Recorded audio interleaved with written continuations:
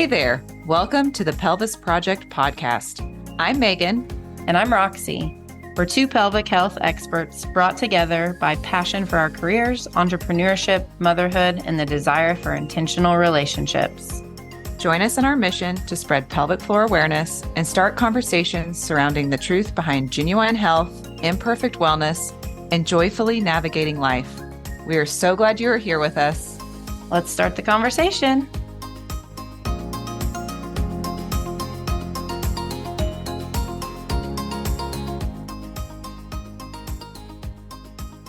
Good evening, Roxy. Good evening, Megan.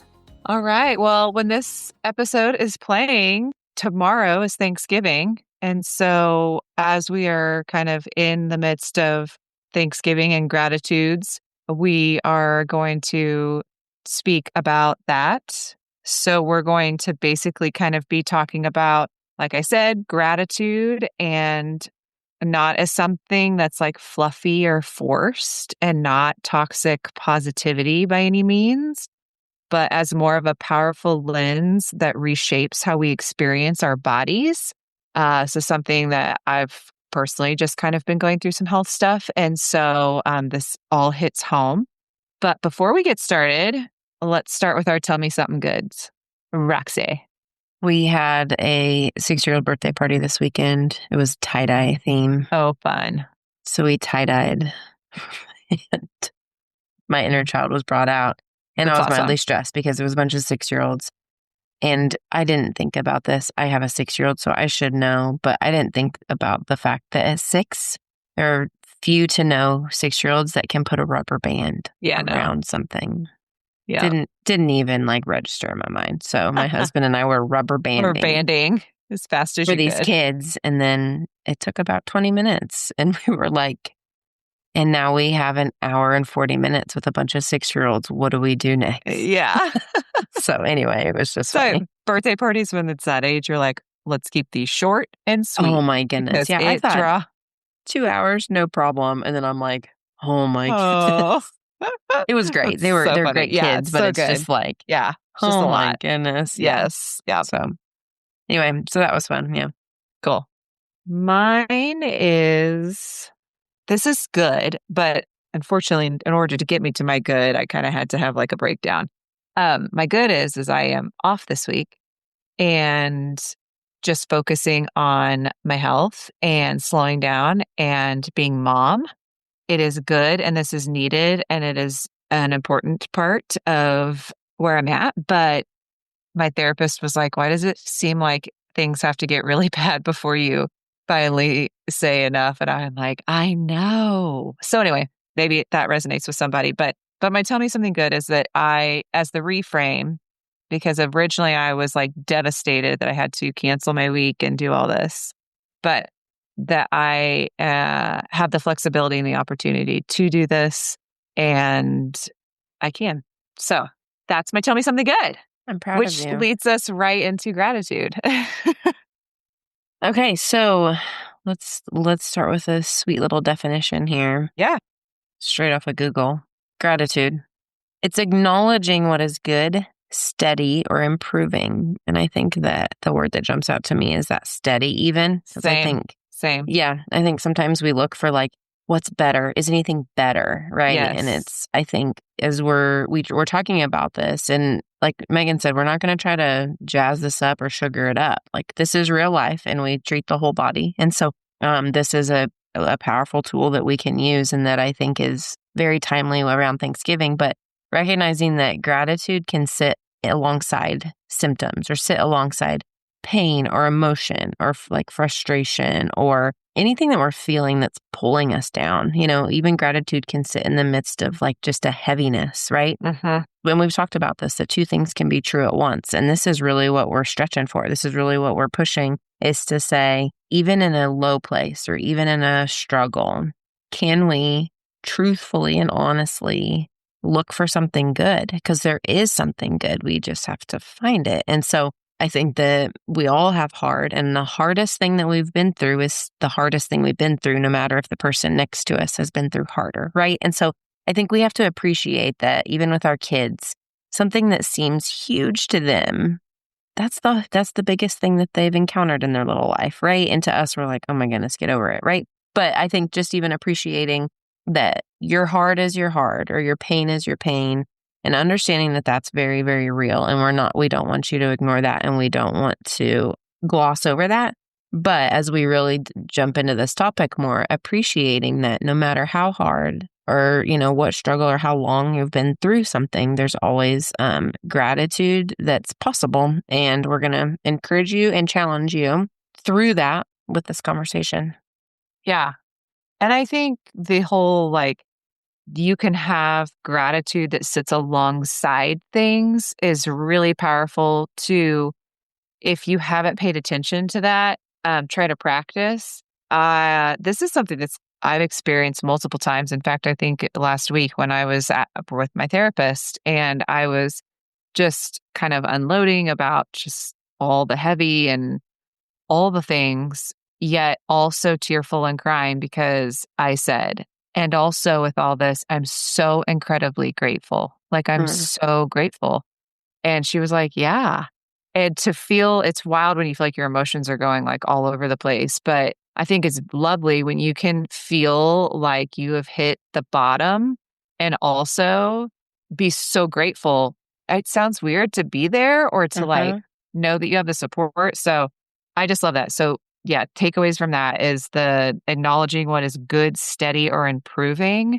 And steady is just such a good word. I love that. So So strong. Yeah. yeah, yeah. So let's talk about the connection of gratitude to the body. And, the body is constantly regulating, it's repairing, it's adapting, it's communicating, it supports us even when symptoms flare. And I was just actually, I mean, Roxy knows this. We were talking off recording. I had we've had Paige Genova. She's an occupational therapist that specializes in pelvic health. She's been on our podcast before. If you look back, I can't remember which episodes they were, but I actually got on a call with her today for 2 hours because she does some pain reprocessing, neuroplasticity stuff. And it doesn't have to be pain, it can be any repetitive stimulus to the body. And a lot of times that is people with chronic health issues. She was talking about how we attach our physical symptoms with emotions and then, it's like there could be we just need to have her come back on here. But when you have flares of certain things, there's normally some sort of subconscious emotional component to it, the subconscious brain, which is the most complicated piece. But with what she's doing and what we're talking about is this basically this, our brain that's neuroplastic, we can change that. But a lot of that has to do with kind of what we tell ourselves. And so this is where gratitude comes in because these are some of the phrases or things we can say to ourselves, like, I am healthy. Because the majority of us, I'm making an assumption here, but at least a lot of people that I have come in my room are 90% healthier than most people.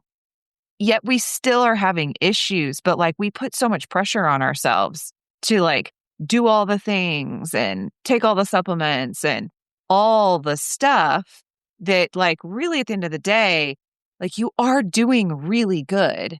And a provider pointed that out to me not too long ago when I was kind of going through the things that I was doing. And I kept saying, well, but I'm not doing this, and I could do this better. And she's like, hold on, you actually are doing a lot of really good things, and let's focus on that. And I needed her to reframe that from me because we just naturally look at all the things that we're not doing or what our body is not doing instead of all the things it is doing. So if you think about that list, constantly regulating, repairing, adapting, communicating, supporting us, even when our symptoms flare, our body is doing a lot. So even when you feel like you have no hope at all, to be able to have a moment of gratitude and thinking about those things. So examples kind of include things like your heart has beat for you all day without you asking. I know this sounds silly, but it is amazing. And you might be having a problem like me right now where your heart's beating too fast for you all day long.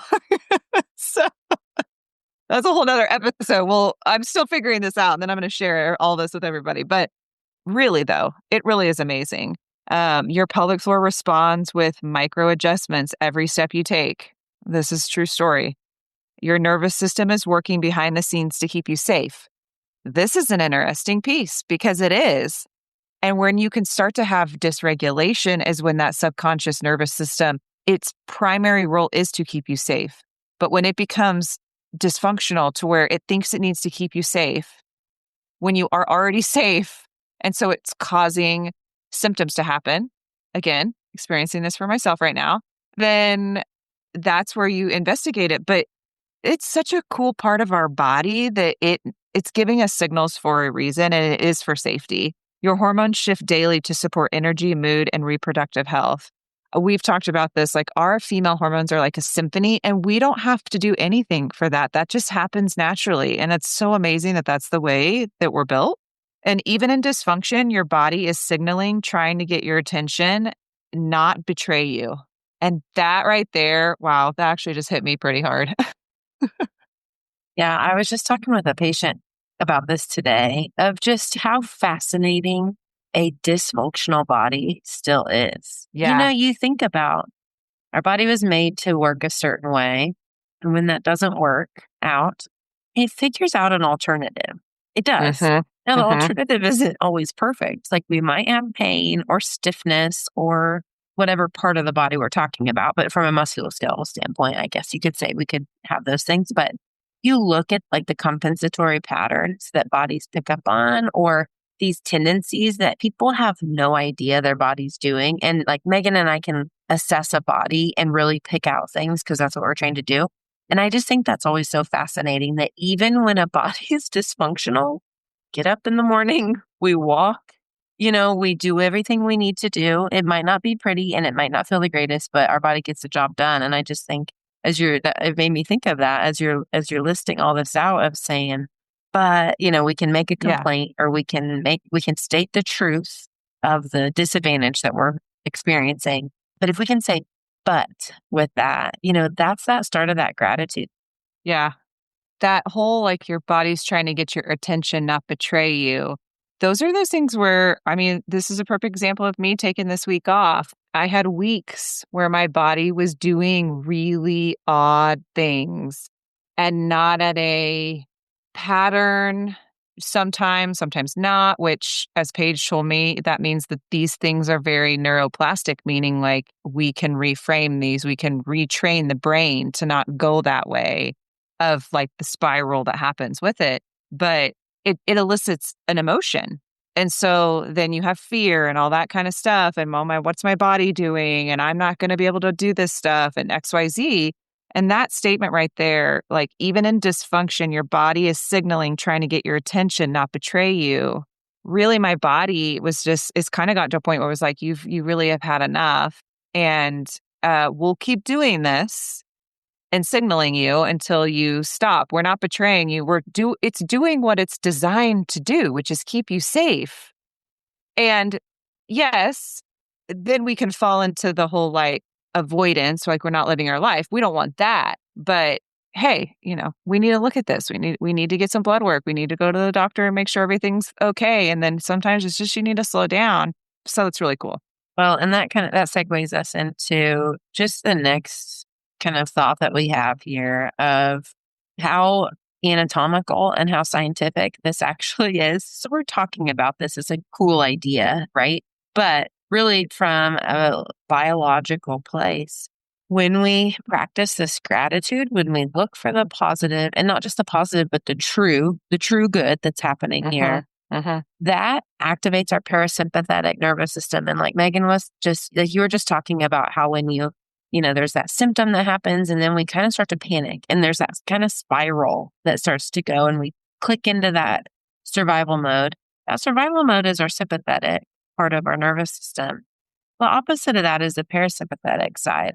And so when we can activate that parasympathetic side, that decreases those sympathetic inputs that Megan just mentioned, that where we spiral and we start to panic or we start to fear or we start to get nervous about what if, right?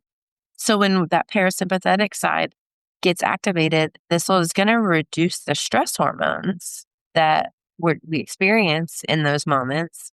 when those stress hormones are reduced, then it supports a lot of really good function that our body needs. It's going to support things like pelvic floor relaxation and digestion and sleep and healing. Ding, ding, ding, right? Uh-huh. And because we're in the business of trying to walk along people during their healing journey, right? And so we're recognizing this with other people. Obviously, we are in the thick of that sometimes ourselves, as Megan is sharing right now. We Uh-huh. aren't immune to it. But that's something that if we can, from a place of a practitioner where we're trying to help people get over symptoms and help their body be better and more wholesome, this is a huge tool. And so when we can acknowledge what the body is doing, and when we can get the patient or the person to acknowledge what the body is actively doing in that moment, then we interrupt that chronic threat response. And we start to, like Megan's talked about, and we've heard Paige talk about on our other episodes, we interrupt that and we start to create a new pathway in our brain so that it's not so automatic that when a certain stimulus occurs and we feel that, instead of our brain jumping to worst case scenario, Uh-huh. jumping to survival mode, jumping to this downward spiral, we're able to pause and we interrupt that. And so then the body can, if we can pause, then we can analyze and say, is this something to be threatened by? Is this something we can just modify what we're doing and we can get rid of this? Or like, what's our next step rather than our body jumping into that survival mode of panic?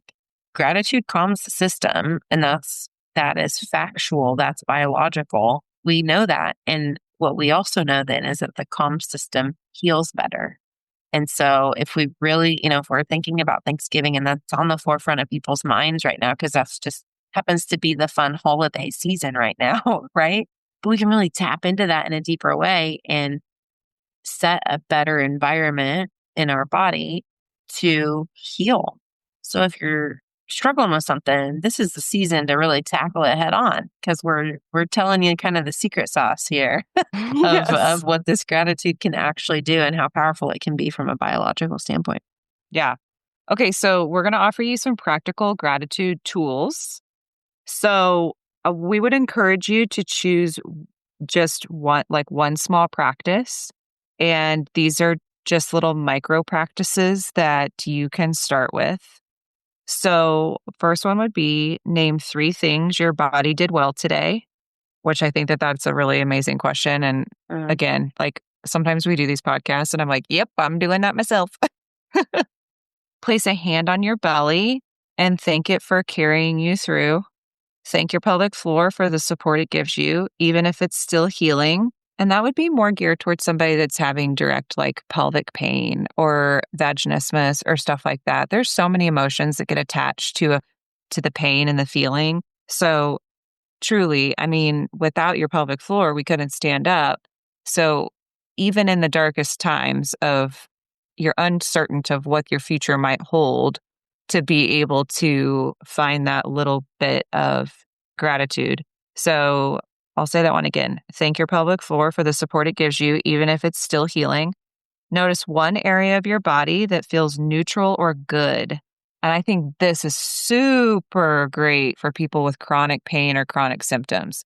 If your bladder is bothering you all the time, see if you can sit and be still and notice one area of your body that feels neutral or good. Same thing with just pain anywhere. Acknowledge something you can do today that you couldn't do last month. Oh gosh, that's another good one. And then here's a few journal prompts for you. Where is my body showing progress? What signals is my body sending that I can listen to instead of judge? Oof, man, That word judge slices a little that bit, one you know? gets ya. Woof. What am I grateful my body allows me to experience? Oh, that's another good one. I'm gonna be journaling tomorrow. I'm gonna journal this week while I'm off, guys. So those are good. Those are really, really great. And if anybody tries this, anybody does this, please send us a message on our social page on Instagram so that we can share them or our personal ones, our clinic, which are always listed in the show notes. We would love to know. Yeah. I guess I would just address too. If that feels really hard or overwhelming, or if that struck a little bit of a chord with you of resistance, I think that's okay. I'd be curious about that, and kind of Hmm. dig into that and don't try to avoid it. I think you sit with that, but just recognizing that that can be really hard when you've lived with symptoms for a long time or you have symptoms or just a situation. So we're talking about physical symptoms, but sometimes it could just be a situation, right? Let's just be real that not everyone listening to this maybe is facing overwhelming pelvic symptoms right now, even if it's just a situation that feels really long or never ending, right? That can feel really hard and overwhelming. And so to choose to be grateful in that is going to go against what feels easy in the moment. And that's okay. I think we just own that. And this isn't us trying to force you to be positive necessarily. It's just to increase the perspective, to widen the lens, to broaden the horizon, right? And help just see more of what's true. And I think that's maybe one of the biggest pieces too here is it's not denying anything. It's not saying that what you're experiencing isn't hard or doesn't feel awful or just is unlucky, right? Like Hmm. it's not taking anything away from that. It's supporting you through that. And that's where I think really I would just encourage you to think of as you're practicing this gratitude, make sure it's true. Make sure it's something that you believe and is actually happening, not, I feel fine. I feel great. I feel awesome right now. When your body's telling you you don't, like, that's not what we're getting at. Right. We're saying you can own it. You can say, my body hurts right now, or my bladder hurts, or whatever, like, whatever. But my tongue doesn't hurt. Yeah, like an and Or also, yeah. yeah, and also the sun's shining and I love that. Or whatever it is, it's being able to say what's true. It's not trying to just fake it till you make it. Right. Well, and Paige talks about the like when you're doing this type of work, it's kind of like, what's the worst thing that can happen? Like you find a gratitude and, you say this positive reframe. I mean, what's the worst going to happen? Because it already is not fantastic if you're, in a store and suddenly you feel overwhelmed and, maybe you're having physical symptoms from it, but like, what's the worst going to happen if you tell yourself some sort of reframe? So I think that that's something to remember that, yeah, this doesn't have anything to do with a forced positivity. I mean, we know there's scientifically proven fact about gratitudes and meditation and stuff like that. So let's just try it and see baby steps, everyone. If you're specifically dealing with pelvic health issues and we're talking about gratitudes, because this is what we see a lot of, there's different areas. So just thinking about like pelvic floor adaptability, core and pelvic floor coordination, healing postpartum, changes across the menstrual, like your menstrual health, that sort of thing, your menstrual cycle, nervous system regulation, sexual wellness and safety, strength and movement wins, bowel and bladder improvements. So if you're specifically at putting this towards like pelvic health related issues, you can kind of think about these things because that's just a lot of what we see. But this can be, absolutely anything that you're struggling with. So I think the biggest thing is rather it's your pelvic health journey, your health journey, just your mental health journey, your life. It's not about necessarily fixing the problem. It's about celebrating the way your body supports you every day. Yes, we want to fix the problem. We want to get to the root cause. We want to take care of it. But in doing that, if we're constantly focusing on the pain or the inflammation or the this, like if we're constantly focusing on the negative, that's what's going to be fed. Again, I think we talked about this one of the last episodes of like whatever you feed is what's going to win. So we might as well, what's the worst thing that can happen, as Paige says, we might as well think about the things that our body is doing every day to support us. And I so love that sometimes with some of my patients, maybe they're experiencing pretty severe vaginismus. And to them, they've lost all hope and they've made no headway before. And we make a little bit of headway that before they thought was no progress, but it ends up being like a huge moment. I'm like, oh my, your body did great today. This is amazing. And I'm like, 100%, that's the truth. It's the truth. Sometimes you do just need a little help and a little reminder. So Sure. we're always here if anybody needs any reminders. So as we go into then this season, just to kind of wrap this up, couple things, takeaways, a couple call to action that I want to invite you to act on, because Megan and I are going to be trying these too, or just work or focusing on these a little bit better. But I want you to think about a body gratitude moment, and I want you to say it out loud and write it down wherever you want to. If you're a poster and you want to post it somewhere on your social media, great. If you have a journal, if you just want to tell like your pal, whoever, but own it, say it out loud so that it's real and you believe it and you know it, right? And you're confident about it. So that's a body gratitude moment.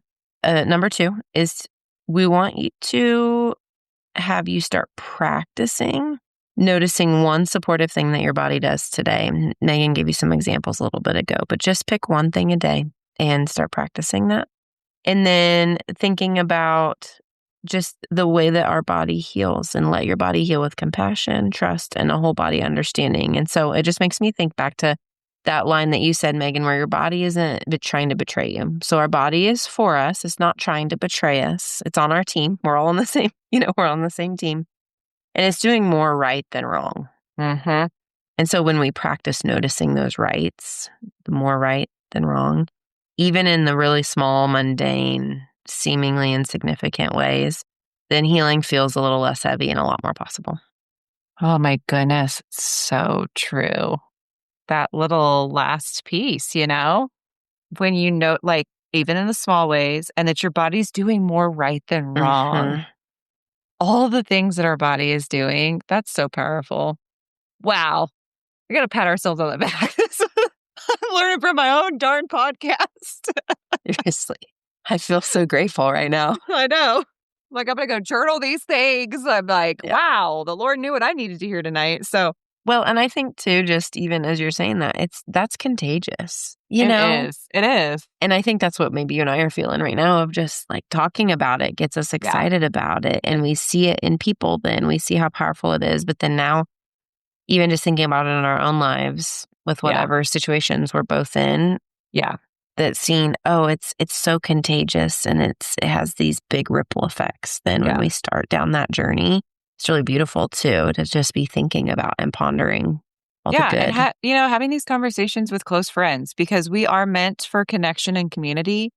And the more, if maybe we are down in the pit and we are having a hard time showing up for ourselves and finding these gratitudes, like getting around your people that can help that and facilitate that. I know I've had multiple people, including Roxy, in the last couple of weeks that are in my close circle that, have helped tremendously. So, hopefully this episode was beneficial.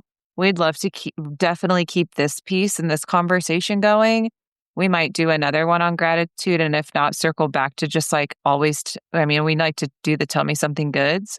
But as we just go into the season of the holidays, and it gets really easy to get caught up in all the things and the hustle and the bustle, and for us to just really try to be intentional about slowing down and thinking about these gratitudes could really change the season and the connection time you have with your family. So till next time, we'll keep the conversation going.